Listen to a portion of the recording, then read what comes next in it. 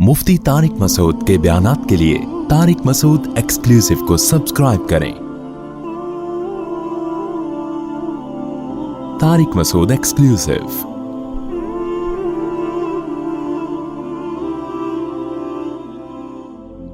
इतने दलाइल कायम होने के बाद अगर आप पैगंबर के हुक्म को फॉलो नहीं करेंगे, पैगंबर ने कहा नमाज पढ़ो, आपको पढ़नी पड़ेगी। पैगंबर ने औरत को कहा पर्दा करो, औरत को पर्दा करना पड़ेगा। पैगंबर ने कहा कि औरत का माल नाहक तरीके से मत खाओ, खाया तो हिसाब देना पड़ेगा। ये पाकिस्तान के कवानीन नहीं है, ये अमेरिका के कवानीन नहीं है, ये किसके कवानीन है? अल्लाह के। उस अल्लाह ने कह दिया ला तक़रबुज़ ज़िना, उस पैगंबर ने जो हमें किताब दी, ज़िना के करीब मत जाओ। तो भाई अब ज़िना बहुत ख़तरनाक चीज़ है, ये समझ लो। दुनिया में नहीं, आखिरत के लिहाज से बहुत डेंजरस है। उसने कह दिया कि शराब मत पियो, तो अब अल्लाह ने जिस पैगंबर की ज़बान से ये कहलवाया ना मत पियो, तो वो ऐसा ही नहीं है कि हम उनके बारे में कंफ्यूज हैं, पता नहीं पैगंबर है भी या नहीं है। दलाइल से साबित कर दिया, अंबार लगा दिया दलाइल के। अब अगर कोई शराब पिएगा तो मेरे भाई अपना वो बेड़ा गर्क कर रहा है। वो मुल्की कानून को नहीं तोड़ रहा, वो खुदाई कानून को तोड़ रहा है। उस अल्लाह ने कह दिया बाप के सामने उफ नहीं करना है, माँ के सामने बदज़बानी नहीं करनी है। अब अगर आप माँ बाप के सामने बदकलामी करोगे तो अपने कल्चर के अगेंस्ट नहीं चल रहे आप। कल्चर सजा नहीं देगा आपको। कौन सजा देगा? क्योंकि बाज लोग माँ बाप के सामने उफ करते हैं कि हमारा कल्चर है। भाई बाज ओल्ड हाउस में जमा करा देते हैं हमारा कल्चर है। अब ये खुदाई कानून बन गया है कि बाप को ओल्ड हाउस में जमा नहीं कराना, माँ को ओल्ड हाउस में जमा नहीं कराना, इनकी कदमों में जन्नत तलाश करनी। अब ये गॉड का कानून है, खुदा का कानून है। अब इसमें आपके पास नो का ऑप्शन खत्म हो गया है। समझ में आ रही है? इसलिए मेरे भाई दाढ़ी रखने का भी हुक्म दिया पैगंबर ने, इसको भी हल्का मत लो। कल्चर तो कह रहे नहीं रखो, लेकिन खुदा ने जिस मैसेंजर को भेजा सल्लल्लाहु अलैहि वसल्लम, उन्होंने क्या कहा है? रखो। तो एक तरफ हो जाओ, या इधर हो जाओ, या उधर हो जाओ। उसने खुदा ने जिस पैगंबर को भेजा, उन्होंने बताया कि सूद क्या है। बोल लेना, सब जबान से बोल, हराम है सूद। उन्होंने बताया कि 5 वक्त तुम्हें नमाज अदा करनी पड़ेगी। अभी हमारा कल्चर नहीं है जुम्मे को नहा धो के हम मस्जिद में आ जाते हैं नमाज पढ़ने के लिए, ईद को नहा धो के आ जाते हैं। ये खुदाई कानून है। अब इसके अगेंस्ट चलने में भाई ये किसके साथ बगावत हो रही है? अल्लाह के साथ बगावत। तो अपनी जान पे भी रहम करना चाहिए, अपनी कौम पे भी रहम करना चाहिए, अपने बच्चों पे भी रहम करना चाहिए। उनको भी मजहब सिखाओ, दीन सिखाओ उनको। वरना उन हजरत नूह अलैहिस्सलाम ने कहा था ना, अल्लाह इस कौम को तबाह कर दे, जिन बच्चों को ये जनेंगे वो भी तेरे नाफरमान होंगे, वो भी तेरा इनकार करेंगे माँ बाप की बातों में आके। तो इसलिए इन्हीं को खत्म कर दे ताकि इनकी नस्लें खत्म हो जाएं। तो हम मुसलमान हैं, हम ऐसे बच्चे ना जने जो खुदा के बागी। उनको मजहब सिखाएं, बच्चियों को प्रॉपर ड्रेस पहनाया करें, पूरे कपड़े उनको सिखाएं। बेटा हम मुसलमान हैं, हमने ये नहीं देखना कि बड़े बड़े स्कूलों में क्या ड्रेसिंग हो रही है और फनकार अदाकारें क्या पहन रही हैं। हम मुसलमान हैं, मुसलमान बच्ची का ड्रेस पूरा होता है, उसको सिखाएं बचपन से। समझ में आ रही है कि बात की नहीं आ रही? और माएँ अपने बेटियों को सिखाएं कि बेटी, इस्लाम में शौहर की इताअत का हुक्म है, मेरे दामाद की बात मान के चला करो। ये किसका हुक्म है? कल्चर तो ये कहता है, दिल तो ये चाहता है कि मियाँ को गिच्ची पकड़ के रखो, उसकी गुलाम बना के रखो, उसकी पैंटों से पैसे निकालती रहो, जायदादें अपने नाम करवा लो।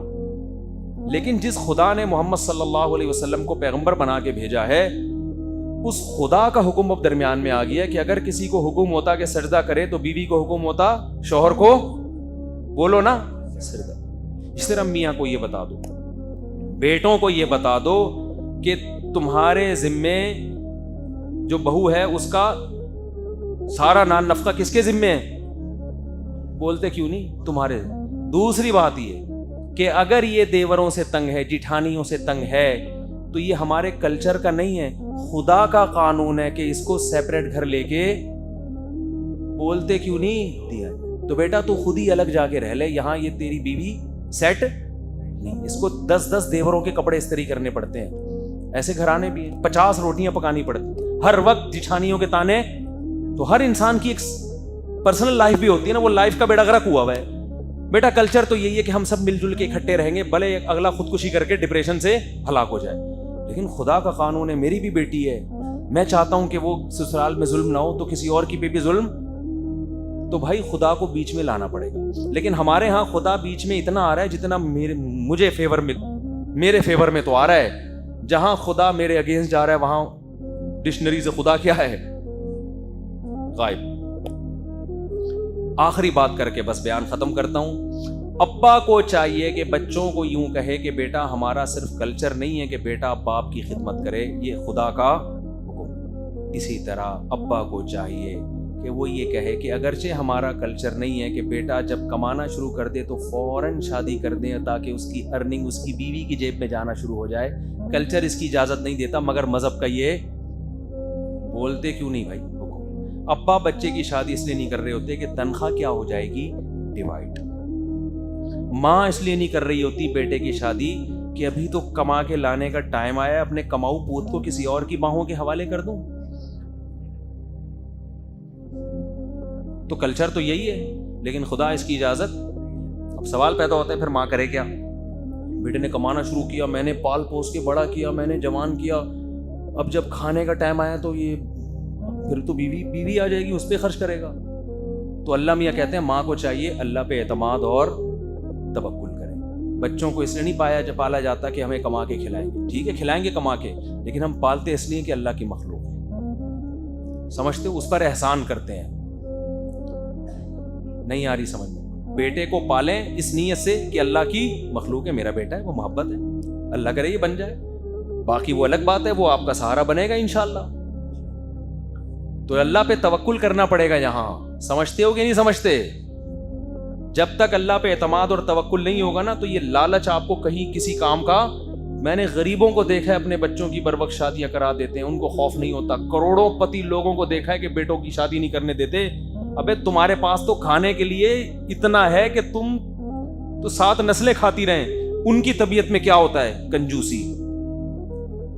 تو تھوڑا دل کیا کر لو. یہاں توکل فرض ہے اللہ تعالیٰ پر، ٹھیک ہے نا. جس اللہ نے کھلایا ہے تو کوئی بات نہیں، بہو آ جائے گی 2 روٹی وہ بھی کھا لے گی، اس کا بھی انتظام اللہ کر دے گا. تو اللہ کو درمیان میں لائیں گے میرے بھائی تو بڑی ہنسی خوشی زندگی گزرے گی، چہروں پہ رونق آئے گی. بچوں کو بھی ایسے ابا سے محبت ہو جائے گی کہ میرا ابا لالچی نہیں ہے، ماشاءاللہ میرے ابا میری فکر کر رہے ہیں، تو ابا سارے پیسے آپ لے لو. بچہ خوش. بچے کو بھی پتا ہے کہ ایک ابا نے ایسا کیا کہ بچے کو پڑھا لکھا کے کچھ بنا کے جب وہ بن گیا نا، جاب لگ گئی، تو پوری ڈائری میں 20 سال کا خرچہ اب نکال واپس دے. یہ چل رہا ہے. یہ تو جیسے کمپنیوں سے ایگریمنٹ نہیں ہوتے، 20 سال کے ڈائری نکال کے. سچا واقعہ ہے. بیٹا بھی کما کے ابا کو دے رہا، کہہ رہا بھائی میں نے جتنا خرچہ کیا مجھے. کیوں؟ ابا کو پتا ہے کہ بھائی یہ پتہ نہیں میری کیوں لبرل خاندان تھا نا، ابا کو پتا ہے پتہ نہیں میری اطاعت کرے نہ کرے، اس کمبخت کو جتنا کھلا رہا ہوں. یہ بھی ابا نے پھر بھی احسان کیا، کیونکہ ابا کو پتا ہے یہ مجھے نہیں پوچھے گا کہ دے دوں. میں کہتا ہوں یہ بھی اس معاشرے میں احسان ہی ہے اولاد پر، ورنہ ابا کہتے جا بھائی میں کیوں کروں. تو بھائی یہ باپ بیٹوں کے رشتوں میں ایسی دراڑیں پڑ گئی ہیں. ایسے لوگ آ رہے ہیں بچوں کو بول رہے ہیں تم نے ہماری خدمت کرنی ہے تو ٹھیک ہے کرو، ورنہ ہم اپنے لیے ابھی سے جمع کر کے رکھ رہے ہیں تاکہ ہمیں بڑھاپے میں. بھائی مذہب سکھاؤ بچوں کو، پھر خرچ بھی کرو ان کے اوپر بغیر کسی لالچ کے. اللہ کا خوف دل میں ڈال دیا تو تم جیسے اللہ کے خوف سے ان پہ خرچ کر رہے ہو بغیر کسی لالچ کے، انشاءاللہ جتنا تم نے خرچ کیا اس سے 20 گنا زیادہ تم پہ خرچ کریں گے. کس کی محبت میں؟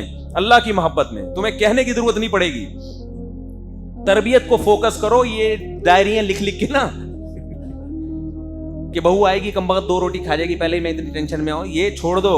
ریلیشن تعلق جب مضبوط ہوتا ہے، اللہ سے تعلق، آپس میں رشتہ داروں کا تعلق، تو سارے کام بن جاتے ہیں.